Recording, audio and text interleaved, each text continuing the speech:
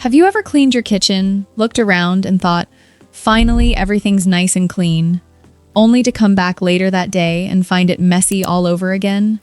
You wash the dishes, wipe the counters, and put everything back where it belongs. But somehow, just a few hours later, the clutter is back like nothing ever changed. And honestly, I don't think it's because you're bad at cleaning. Most of the time, that's not the real problem at all. I think a lot of us make the same mistake. We wait until the kitchen is already a mess before we finally decide to clean it. We clean everything up and then spend the rest of the day trying to keep it that way. It feels like we're always one step behind. But in a lot of Japanese homes, they look at it a little differently. Instead of spending more time cleaning, they try to stop the mess before it even starts. They don't rely on one big cleaning day every week. Instead, they have a few small habits they do every day that quietly keep the kitchen clean from morning to night. So in this video, I want to walk you through 6 of these habits. The best part is, these habits are really small. They don't take much extra time at all. But once you see how they work, you might start looking at your own kitchen in a completely different way. But before we get into the habits, there's one thing I want to share with you first. You see, a lot of Japanese homes are smaller than what many of us are used to. When you don't have a lot of space, every shelf, every drawer, and every bit of counter space really matters. You can't afford to let things pile up because there's nowhere for the pile to hide. So instead of waiting for one big cleaning day, more Japanese families just do a few small things every day. They also take good care of the space they share with others. Those little habits don't seem like much, but when you do them every day, the mess never really gets out of control. And honestly, that's what this whole video is about. It's not about having a perfect home. It's just about making a few small choices every day. Alright, let's jump into the first habit. Number 1. Keep only the daily essentials within reach. Imagine it's early in the morning. You're about to make breakfast, and the kitchen counter is almost empty. There's just a kettle, a cutting board, and maybe one small container. That's all you see. Now think about your own kitchen for a second. How many things are sitting on your counter that you barely even use? Maybe a blender, a waffle maker, or some other appliance that only comes out once in a while. The stand mixer you bought during a phase. Here's what's interesting. Most kitchens turn into storage displays. Every gadget, every spice rack, every just-in-case item is out there competing for your attention, whether you're using it or not. In a lot of Japanese kitchens, space is pretty limited, so people naturally ask themselves one simple question: do I really need this sitting on my counter every single day? And there's actual psychology behind why this matters so much. Visual clutter increases what's called cognitive load. Basically, your brain is quietly working overtime, just processing everything it sees, even if you're not consciously thinking about it. So a busy counter isn't just visually messy. It's mentally tiring, in a way you don't even notice until it's gone. So the practical version of this is simple. Keep only the things you touch almost every single day out in the open. Everything else goes into a cabinet or a drawer. And honestly, less visible clutter just creates more mental calm. That's it. But here's the thing. Even an empty countertop won't stay empty if small messes keep sneaking in while you cook. Number 2. Clean while you cook. So picture this same kitchen. Vegetables are getting chopped. And instead of stacking up dirty bowls one after another, one bowl gets rinsed right away. The cutting board gets a quick wipe. It's happening in the background, almost without thinking.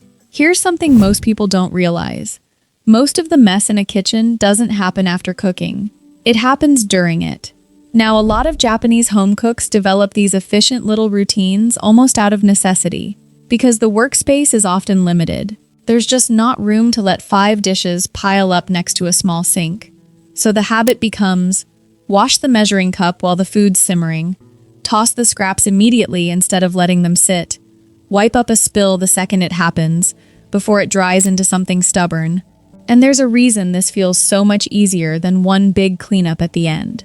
Small tasks, done immediately, just feel lighter than one large task done later. So the cleaning becomes almost invisible. You're not even aware you're doing it. But Cleanliness isn't only about the dishes. It's also about what's allowed to just stay there. Number 3. Imagine dinner is over and you look at the kitchen counter. It's still nice and clear. Nothing is sitting there that doesn't need to be there. It feels clean and calm. Now compare that to how most of our kitchen counters usually look. They slowly turn into a place where everything gets dropped. The mail ends up there, medicine bottles stay out, shopping bags you meant to unpack an hour ago are still sitting there. Before you even realize it, the counter is full again. And then there's that random container that's been sitting there for so long you don't even notice it anymore. But in a lot of Japanese homes, space is treated like something valuable. Homes are often smaller, so every bit of counter space really matters. That's why they try to keep it as clear as possible. And there's another reason for it too. When your counters stay open and clear, your kitchen just feels calmer and less stressful. Open surfaces reduce something called decision fatigue. Every object sitting out is a tiny unmade decision. Where does this go? Do I need this? Should I move it? Multiply that by 20 objects and your kitchen is quietly making you tired before you've cooked a single meal. So here's the idea, and honestly, it's almost too simple. Think of your kitchen counter as a place for making food, not a place for storing random stuff. That's really it. When the counter stays clear, the whole kitchen feels calmer and less stressful. But here's the part that surprised me. Keeping your home clutter-free doesn't actually start in the kitchen. It starts before anything even comes through your front door. Number 4. Here's a simple rule you'll see in a lot of Japanese homes. One thing comes in, one thing goes out.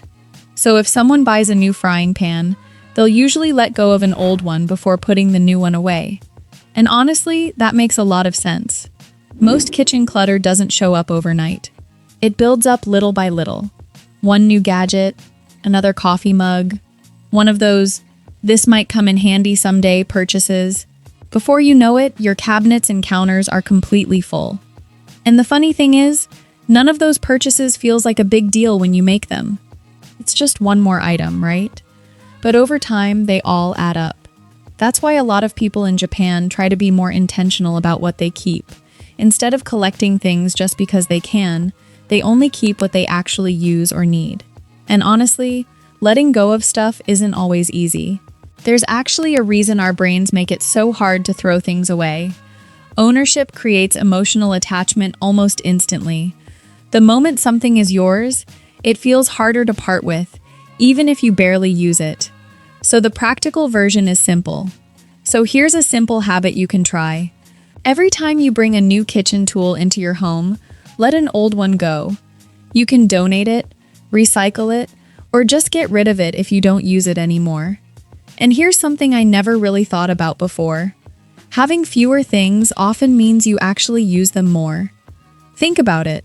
If you only have 3 mugs instead of 15, those 3 mugs get used almost every day instead of sitting in the back of the cabinet collecting dust. Now, the next habit might seem really small at first. You might even wonder if it makes any difference. But trust me, this little habit can completely change the way your kitchen feels. Number 5. Wipe the surfaces after every meal. It sounds simple, but just stick with me for a second. Imagine you've just finished dinner. Instead of walking away and saying, "I'll do it later," you grab a cloth and quickly wipe the table, the stove, and the sink. It takes less than 2 minutes. That's it. The reason this works is pretty simple. That tiny food stain you ignore today can turn into a sticky, stubborn mess tomorrow that's much harder to clean. And before you know it, what could have taken just a minute or two turns into a job that needs real scrubbing. That's why, in a lot of Japanese homes, wiping things down every day isn't seen as a big cleaning chore. It's just part of the routine, kind of like brushing your teeth. You don't really think about it, you just do it. And there's another reason this works so well. When you finish a small task right away, your brain gets that little feeling of, okay, that's done. Seeing a clean surface gives you a small sense of satisfaction and makes the whole kitchen feel more peaceful. And that little feeling of finishing the job is what makes the habit easier to keep doing. So here's a simple trick. Keep a cleaning cloth somewhere you can grab it easily. Then, before you leave the kitchen, take a minute to wipe everything down. That's it. It's a tiny habit, but it stops small messes from turning into big cleaning jobs later. Now, there's just one habit left. And honestly, I think it's the most important one, because in the end, it's not really about the kitchen at all. Number 6. End the day with a quick kitchen reset. Imagine it's the end of the day. The lights are a little dim, the sink is empty, and the counters are nice and clear. It doesn't just look good, it makes tomorrow morning feel a little easier before you've even made breakfast. But here's the thing, a lot of us don't even realize we're doing the opposite. We leave the kitchen as it is and deal with it the next day, without thinking about how much harder that makes tomorrow feel. We start each morning by cleaning up yesterday's mess. Before you've even had coffee, you're already dealing with last night's dishes.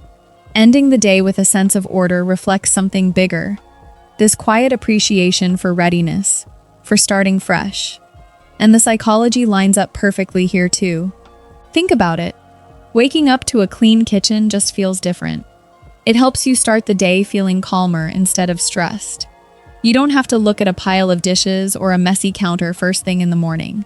So before you go to bed, spend about 5 minutes doing a quick reset. Wash the dishes, put everything back where it belongs, empty the sink, straighten the towels, and get the kitchen ready for tomorrow.